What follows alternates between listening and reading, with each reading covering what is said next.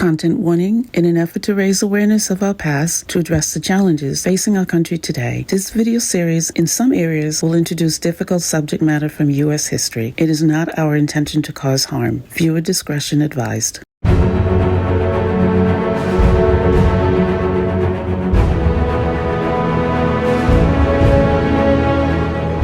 During the month of July, America celebrates historic milestones, or, for some, it marks critical reminders of the development and progression of the country we live in today. Despite the continuation of a revolutionary war on these shores, by year 1776, the country's founders recognized that with a successful revolution, they would need to anchor our independence from Britain with a formal declaration, necessary not only to unite a divided colony, for some colonists wanted continued allegiance to the king, but importantly, they understood a nascent country needed recognition from Europe.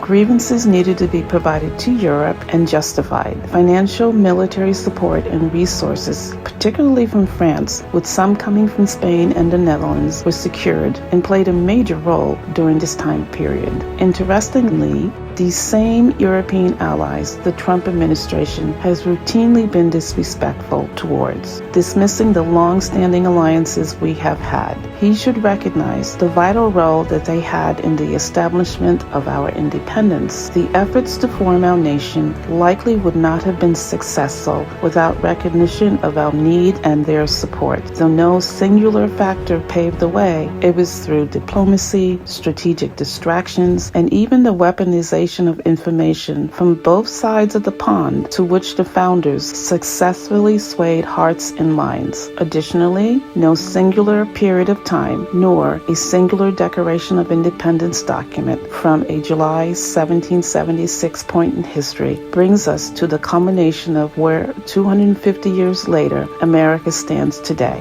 The eventual adoption of a Bill of Unalienable Individual Rights codified in the U.S. Constitution did not mean the same for all persons, and has too often been selectively employed by a white male-dominated society to advance political, religious, and/or economic agendas. In other words, what is good for me, they believe, may likely not be applied for thee. This is a typical approach of this Trump administration and entrenched in today's GOP efforts.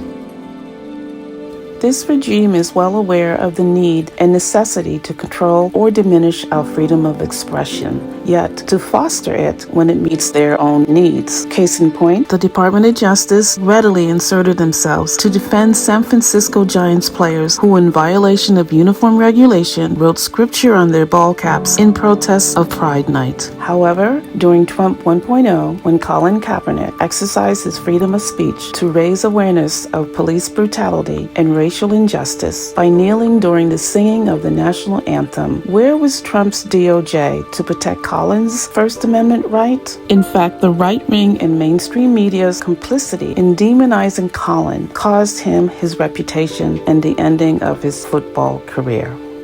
We have seen historically strategic initiatives taken during the foundation of America via the formation of alliances by outlining grievances and unifying forces around their objectives. In a sense, are similar dynamics today. We have a person in power beholden to our adversaries, viewed in his mind as allies, who uses the presidential bully pulpit to spew lies to the American people. He engages in an easily manipulated media landscape which echoes his grievances. Along with today's technological advances, unlike traditional warfare past, Trump does not hesitate to use social media, enabling one side to win with minimal bloodshed while another loses. Our founding fathers, though they certainly understood how corruptible government could become, bless their hearts, they could not predict the failures of institutions, the countless ways enablers in the future Congress, financial backers, and special interest groups, along with a compromised Supreme Court, could endanger our democracy and individual freedoms. Much of this was accomplished through the successful use of messaging and the spreading of disinformation.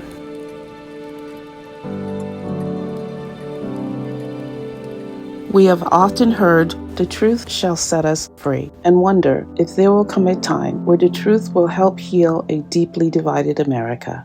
Truth can be a powerful antidote to a toxic system, or manipulated truth can give power. We have seen this repeatedly in our history, impacting millions of lives. With the racist violence directed towards indigenous peoples and persons of African origin, the forceful removal of population groups, and the subjugation of minority groups. Clearly, these manifestations of power we must not forget nor diminish, despite the continuous whitewashing of our country's history, whether defined as misleading, misinformation, disinformation, lies, fake news, or even alternative facts. Damage to and by our institutions by erroneous reporting and even permitting lies directed onto election results erodes trust. While we continue to be impacted by the vengeful, harmful actions imposed by this particular administration, to which they aimed swiftly at DEI policies impacting marginalized communities, that is, our original indigenous inhabitants of America, our resilient African American peoples, our relentless, determined women,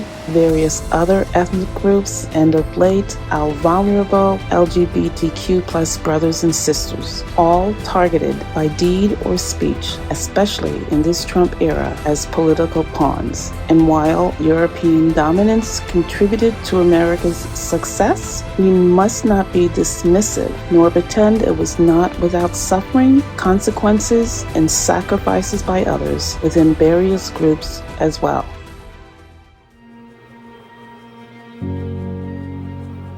Once in office, this current Trump administration did not hesitate to immediately put into action some of their Project 2025 plans aimed at the indoctrination of our youth in particular, which includes educational censorship and restricting school curriculums based on race and gender, impacting our unalienable rights, necessary basic rights and protections for social support. The censorship of information and the control of what is taught in our education system is, in fact, a Trump regime goal to dismantle and brainwash the minds of generations of Americans. Their aim is to further undermine marginalized communities, disempower certain groups of people, and dismiss their contributions to the founding of this country. They seek the erasure of footprints, handprints, and historical records to hide their shameful actions, including the removal of museum displays and through the banning of certain books that speak truth. They threaten institutions of higher learning. They employ culture war issues, particularly around immigration and gender, to create fear and hatred within the populace. And with dogged determination, they have targeted media outlets, including media influences that do not bend to Trump's will, all the while pushing out racist and hateful propaganda.